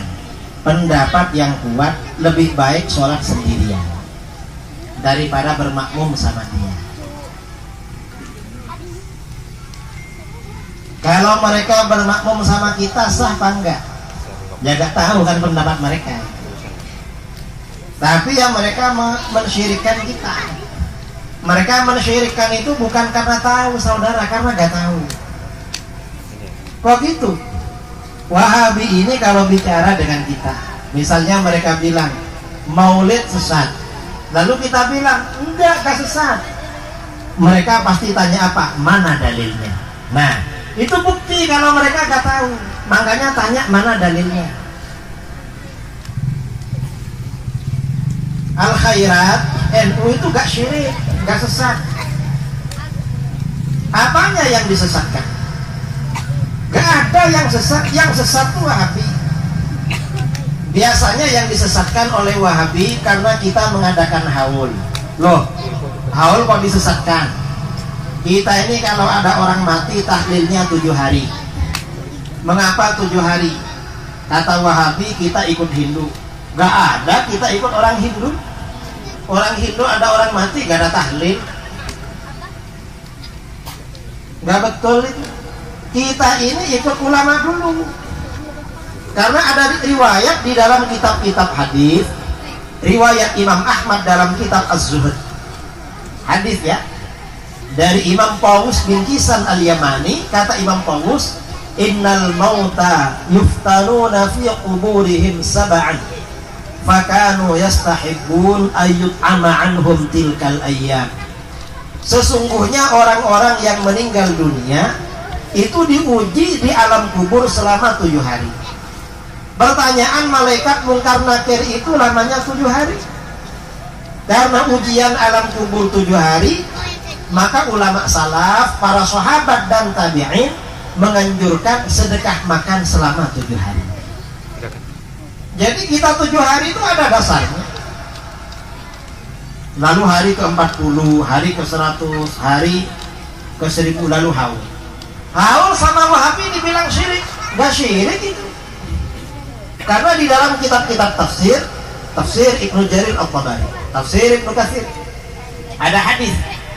Karena Rasulullah SAW yazuru qabr syuhada ala ra'si kulli haudin. Rasulullah itu berkunjung ke makam para syuhada setiap permulaan haul. Haul, haul itu mestinya ke kuburan. Cuma ya kita biasanya di rumah. Karena repot bawa makanan ke kuburan. Ya gak apa-apa, seperti yang penting haul. Wa kana Abu Bakar yaf'aluhu, thumma Umar, thumma Utsman. Setelah Rasulullah wafat, Abu Bakar tiap haul ke makam syuhada Uhud. Setelah Abu Bakar wafat, Umar tiap tahun ziarah ke syuhada Uhud, haul. Setelah Umar wafat, lalu Utsman. Sayyidina Ali jadi khalifah gak pernah haul. Mengapa? Karena Sayyidina Ali ibu kotanya pindah ke Kufah, ke Irak. Dipindah ke sana ibu kotanya. Mengapa? Menghindarkan konflik dekat dengan makam Rasulullah SAW. Bawa ke Irak. Mau haul ke Madinah jauh. Karena gak haul Sayyidina Ali. Sekarang ini negara kita ini ribut-ribut pindah ibu kota. Mau cuma pindah ibu kota. Dulu ibu kota Islam di Madinah.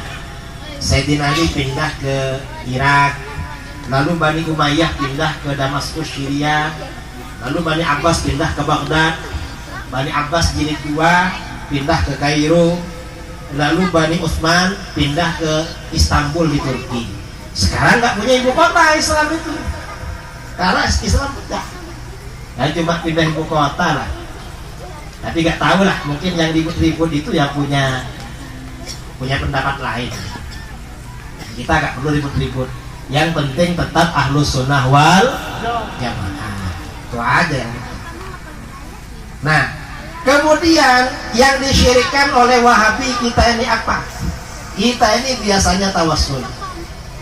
Kalau Wahabi gak mau tawasul. Mengapa Wahabi gak mau tawasul? Karena Wahabi ikut Abu Jahal dan Abu Lahab. Kalau Abu Jahal dan Abu Lahab memang anti tawasul.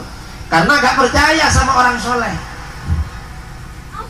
Kalau kita bertawasul, ikut Al-Quran dan ikut Rasulullah. Di dalam Al-Quran Allah Subhanahu wa ta'ala berfirman, ya ayyuhalladzina amanu taqullaha wabtaghu ilaihil wasilah. Hai orang-orang yang beriman, bertakwalah kalian kepada Allah dan carilah wasilah menuju Allah. Wasilah itu artinya apa? Kata Imam Ibnu Katsir dalam tafsirnya, wal wasilah hiyallati yutawassalu biha ila tahsyiril maqsud. Wasilah adalah sesuatu yang mengantarkan kita menghasilkan apa yang menjadi tujuan kita. Saya ini dari Jakarta ke Palu kalau jalan kaki kira-kira berapa jam? Nggak tahu. Karena ingin cepat naik pesawat, naik batik. Berangkat pukul 3 pagi dari Jakarta. Di sini sudah pukul 4. Pukul 4 dari Jakarta sampai di Palu pukul 6:20 detik, 20 menit. Nah, batik itu namanya wasilah. Wasilah dari Jakarta ke Palu. Kita ini berdoa kepada Allah dikabulkan, saudara. Cuma kadang-kadang Allah ngasihnya nanti setelah kita hampir mati. Kadang sudah tua, kadang berapa bulan lagi. Saudara dari dulu pernah berdoa apa saja, nanti akan merasa, loh ini yang dulu kita inginkan.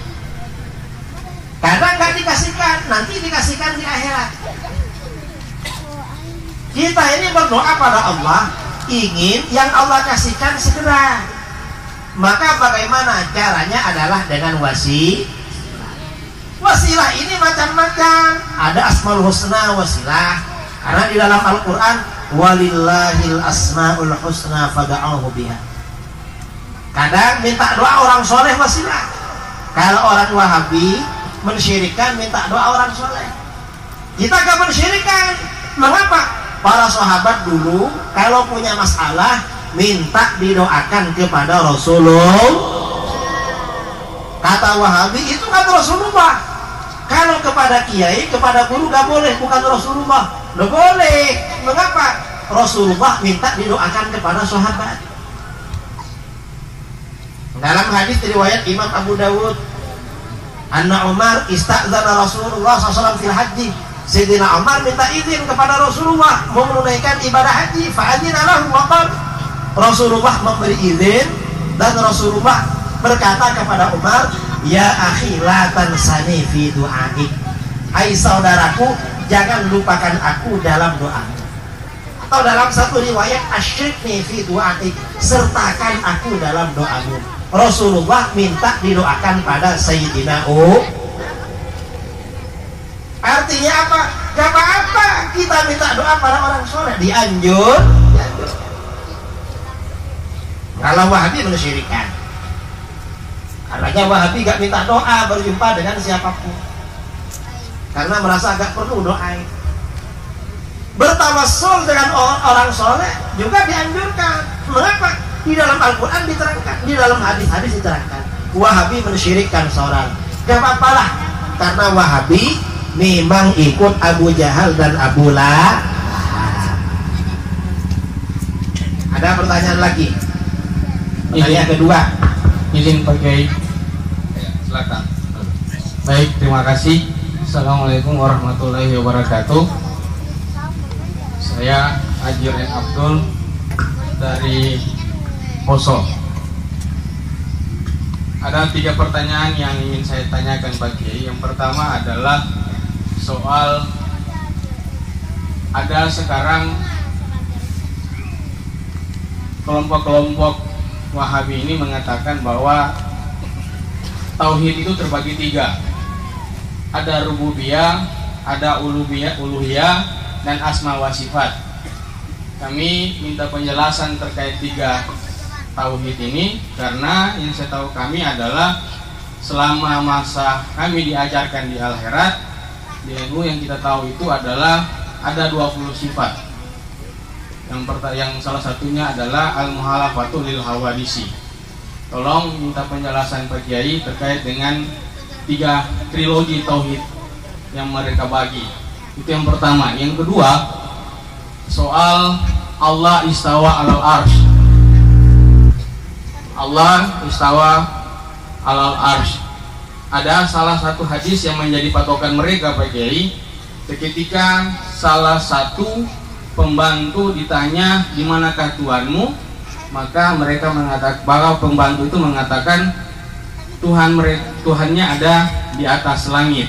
Ini yang menjadi patokan bahwa mereka mengatakan bahwa Allah itu bersemayam di atas langit. Mohon penjelasannya Pak Kiai. Kemudian yang ketiga adalah soal apa hukumnya ketika kita memasang foto para aulia-aulia yang ada di rumah-rumah kita. Karena kita di Sulawesi Tengah, khususnya di Palu, Poso, Tojo Una-Una itu paling banyak foto-foto aulia yang ada di rumah. Salah satunya itu ada Al-Mukarram Habib Idrus bin Salim Al-Jufri. Namun akhir-akhir ini mereka mengatakan bahwa foto itu tidak bisa, bahkan itu haram. Nah, ini menjadi kebingungan buat masyarakat kita. Mohon penjelasannya. Allahul muwaffiq ila aqwamit thariq. Wassalamualaikum warahmatullahi wabarakatuh. Terima kasih ya. Pertanyaan pertama, ini yang tanya malah orang Poso ini. Ya tak apa-apa, kan tetangga dari Tojo. Tauhid Wahabi itu ada 3. Tauhid rububiyah, tauhid uluhiyah, tauhid asma wa sifat. Itu sumbernya dari mana? Tauhid rububiyah dan uluhiyah itu sumbernya dari Abu Jahal dan Abu Lahab, dari jahiliyah. Mengapa? Karena ini tauhid rububiyah menurut Wahabi, keyakinan atau pengakuan bahwa yang menciptakan, yang memiliki dan yang mengatur alam jagat raya semuanya adalah Allah. Apakah salah? Enggak salah. Memang yang menciptakan, yang mengatur dan memiliki alam jagat raya ini Allah, enggak salah. Salahnya di mana? Salahnya Wahabi menganggap makna ini khusus miliknya rububiyah. Yang salah. Mengapa salah? Karena uluhiyah juga punya jangkauan makna yang sama. Yang kedua, ini salahnya. Kata Wahabi, orang musyrik seperti Abu Jahal dan Abu Lahab itu bertauhid rububiyah. Itu kata mereka. Sedangkan kita, kata Wahabi, bertauhid rububiyah tapi levelnya di bawah Abu Jahal dan Abu Lahab. Lebih tinggi tauhid Abu Jahal dan Abu Lahab. Ini kata Wahabi. Kalau menurut kita, orang musyrik gak bertauhid rububiyah. Mengapa tidak bertauhid rububiyah? Karena di antara rububiyah Allah adalah menghidupkan kembali orang yang sudah mati. Orang musyrik gak percaya pada kebangkitan dari alam kubur. Makanya dalam surat Yasin, orang musyrik itu berkata kepada Rasulullah, mayyuhil 'idhama wa hiya ramim. Orang musyrik mengambil tulang-tulangnya orang mati, lalu dihancurkan pakai tangannya, lalu kata dia, Muhammad, ini tulang sudah hancur, siapa yang bisa menghidupkan lagi? Sudah hancur gini. Artinya apa? Kata orang musyrik, Tuhan gak akan mampu menghidupkan lagi orang mati. Artinya apa? Orang musyrik itu tidak bertauhid rububiyah, tapi oleh penggemarnya dianggap bertauhid rububiyah. Ya namanya penggemar lah. Wahabi itu fanatik sama orang musyrik, jadi dianggap bertauhid. Jadi menurut kita gak bertauhid itu. Ini tauhid rububiyah. Kemudian tauhid uluhiyah, kata Wahabi, ibadah itu hanya dilakukan kepada Allah. Ya memang betul, ibadah itu hanya dilakukan kepada Allah.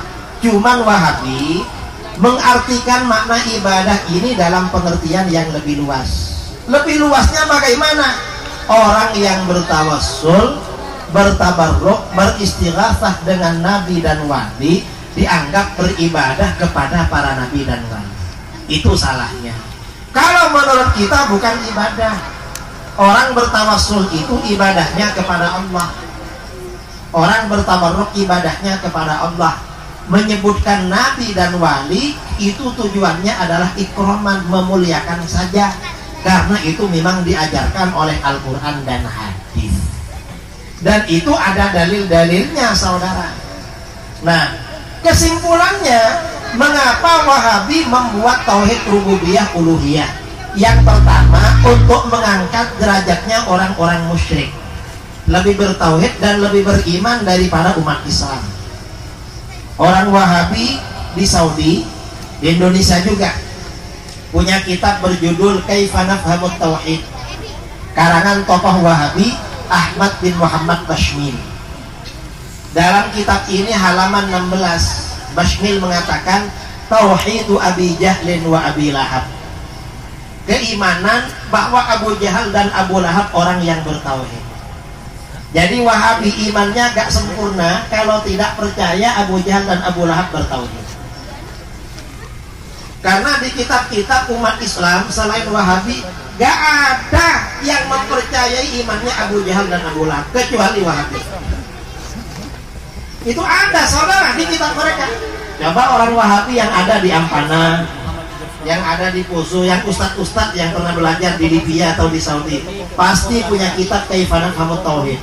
Suruh buka halaman 16. Ada bab imamnya mereka Abu Jahal dan Abu Lahab. Dan di situ diterangkan, kata si Wahabi, ajibun wa gharib ayyakuna Abu Jahal wa Abu Lahab aktsara tauhidan lillah wa akhlasa imanan bihi minal mutawassilin minal mu'minin minal muslimin alladzina tawassaluna bil awliya was salihin. Sungguh aneh dan heran, ternyata Abu Jahal dan Abu Lahab lebih mantap bertauhid, lebih tulus beriman daripada umat Islam yang bertawassul. Artinya apa? Tauhid rububiyah dan uluhiyah itu tujuannya untuk mensyirikkan dan mengkafirkan umat Islam di luar Wahabi yang bertawassul. Lalu tauhid asma wa sifat. Tauhid asma wa sifat itu konsepnya diambil dari Yahudi. Karena tauhid asma wa sifat ini berlawanan dengan sifat 20. Kalau kita ditanya sifat 20 ini kan identitas Allah. Kita kalau ditanya tentang Allah, jawabnya kan sifat 20. Kita kalau kenalan dengan orang, siapa namamu? Dari mana asalmu? Tinggal di mana sekarang? Umur berapa sekarang? Kan begitu. Sifat 20 begitu. Apakah Tuhan ada? Jawabnya adalah sifat Allah ada. Karenanya kebalikan dari wujud, yaitu ada mustahil bagi Allah. Sejak kapan Allah itu ada? Jawabnya adalah tidak. Wujudnya Allah tanpa permulaan. Kalau kita ada permulaannya. Karenanya kebalikan kita mustahil bagi Allah. Sampai kapan wujudnya Allah? Jawabnya adalah Allah maha kekal, maha abadi. Tidak akan fana, gak akan sirna, gak akan rusak. Karenanya kebalikan dari baqa, yaitu fana, mustahil bagi Allah. Pertanyaan keempat, seperti apa Allah? Jawabnya adalah mukhalafatu. Allah itu tak serupa dengan perkara Kalau Wahabi beda, saudara. Wahabi ditanya Allah seperti apa? Kata Wahabi, Tuhan itu mukhalafatul hawadithi, tapi tak begitu mukhalafatul. Mengapa? Ada mirip-miripnya. Mirip apa? Kata Wahabi, Tuhan itu mirip seorang laki-laki yang masih muda, belum berjenggot, tingginya kira-kira 30 meter. Akidah Wahabi mirip akidah Yahudi. Kata Yahudi, Tuhan itu seperti seorang laki-laki yang sudah tua, rambut dan jenggotnya putih semua, tingginya 30 meter. Bedanya Tuhannya Yahudi lebih tua dari Tuhannya Wahabi. Karenanya akidah Yahudi adiknya akidah Yahudi kakaknya akidah Wahabi, disingkat menjadi Wahyudi. Wahabi adiknya Yahudi. Sama saudara akidahnya.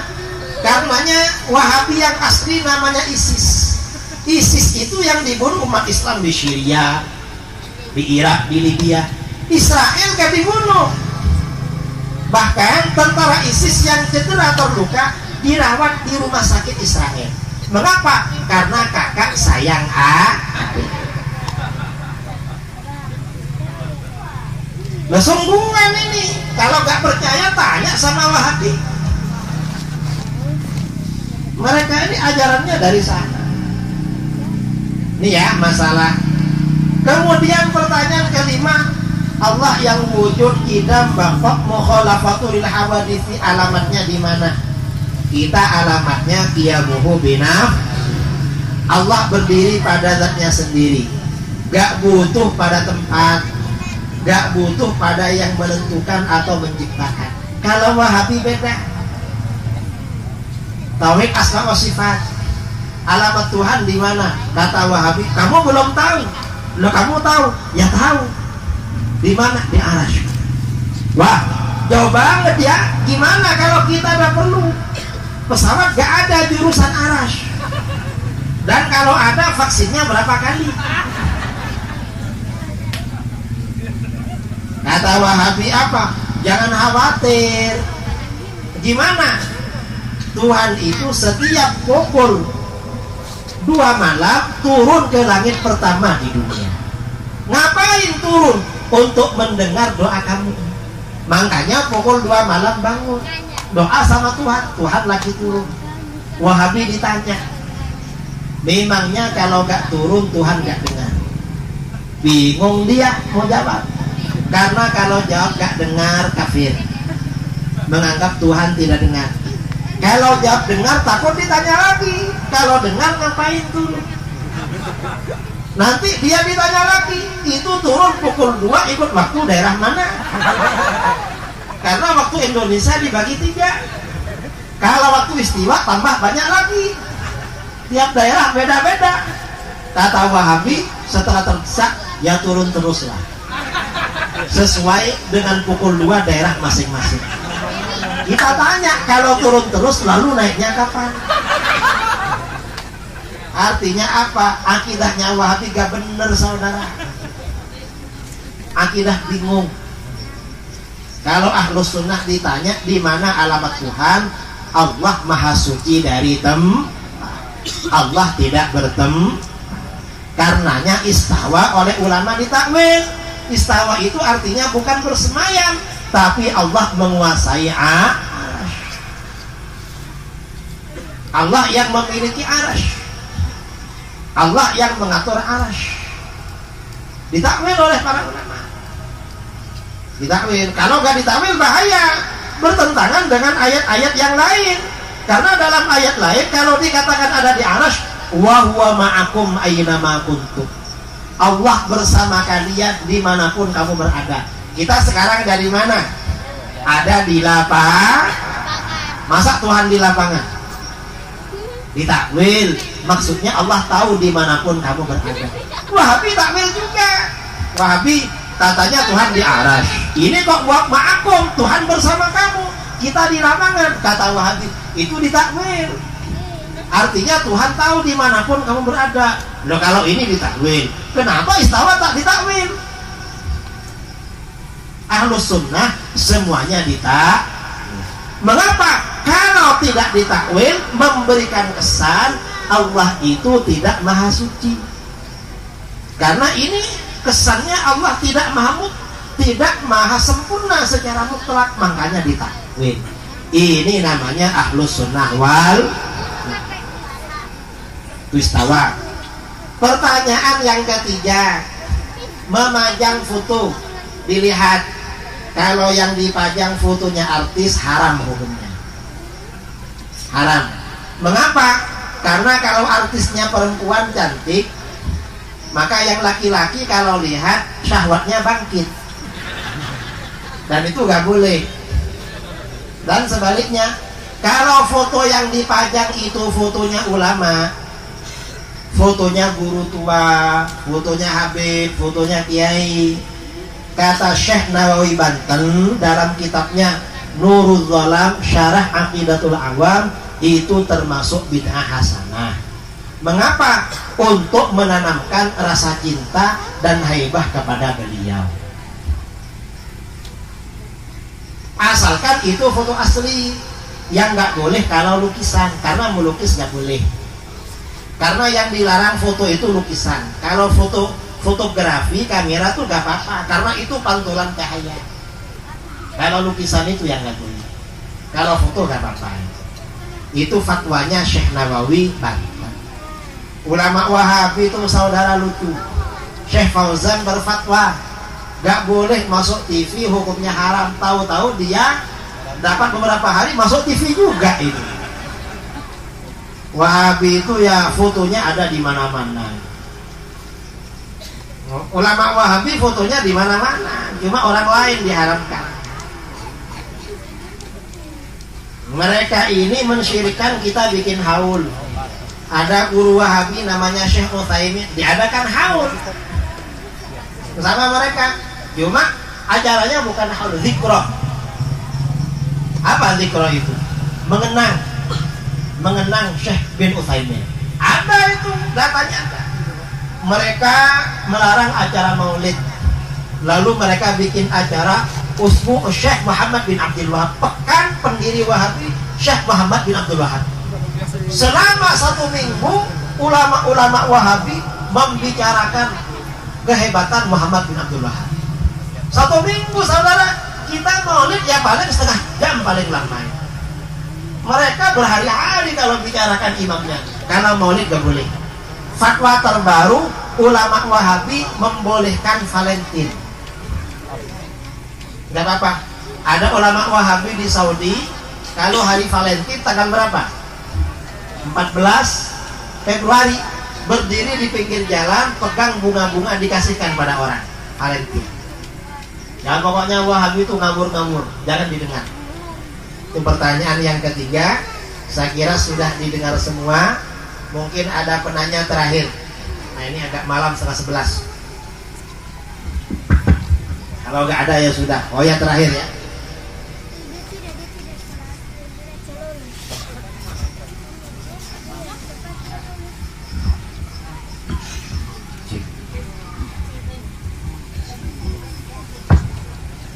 Baik, terima kasih. Bismillahirrahmanirrahim. Assalamualaikum warahmatullahi wabarakatuh. Saya berdiri, saya Pak Kiai. Perkenalkan, nama saya Taufik Nur Cahyo. Saya Kepala Desa Malitojo. Mungkin malam ini Pak Kiai saya tidak mau bertanya, tapi saya memohon 4 permintaan kepada Pak Kiai, kalau diizinkan Pak Kiai. Yang pertama, saya minta kepada Pak Kiai, kalau boleh Pak Kiai, tolong doakan desa saya supaya tetap pada pemahaman Ahlussunnah wal Jamaah. Yang kedua Pak Kiai, minta maaf Pak Kiai agak gugup ini karena berharapan dengan Kiai yang seperti ini Pak. Yang kedua, saya meminta kepada Pak Kiai, kalau boleh Pak Kiai, tolong doakan desa saya supaya masjidnya bisa penuh. Tapi bukan hari Jumat saja Pak Kiai, 5 waktunya. Yang ketiga, saya minta pada Pak Kiai, kalau boleh tolong doakan desa saya Pak Kiai supaya masyarakatnya damai, tetap taat kepada Allah, kepada Rasul dan kepada pemerintah. Yang keempat Pak Kiai, saya minta tolong doakan supaya rumah tangga saya bahagia Pak Kiai. Terima kasih Pak Kiai. Assalamualaikum warahmatullahi wabarakatuh. Ya mudah-mudahan kabul ya. Dari Pak Kades terkabul semua. Istrinya berapa Pak Kades? 1. Oh baru 1. Oh yang mudah-mudahan bahagialah. Yang ketahuan 1. Mudah-mudahan apa yang kita lakukan malam ini bermanfaat. Mudah-mudahan kita dikuatkan oleh Allah, senantiasa menjadi pengikut Ahlussunnah wal Jamaah. Keluarga kita, anak cucu kita dilindungi oleh Allah Subhanahu wa taala. Amin Allahumma. Hajat-hajat kita dimudahkan oleh Allah semuanya. Yang sakit segera sembuh. Anak-anak kita jadi anak yang soleh dan soleha, dimudahkan rezekinya, dimudahkan jodohnya. Kemudian yang punya hutang segera lunas. Allahumma amin. Sekian dari saya, kurang lebihnya mohon maaf yang sebesar-besarnya. Assalamualaikum warahmatullahi wabarakatuh.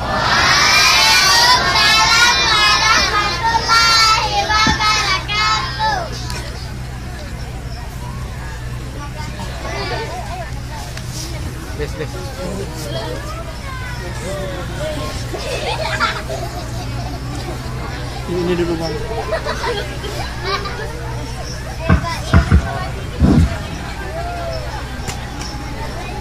Langsung kan itu,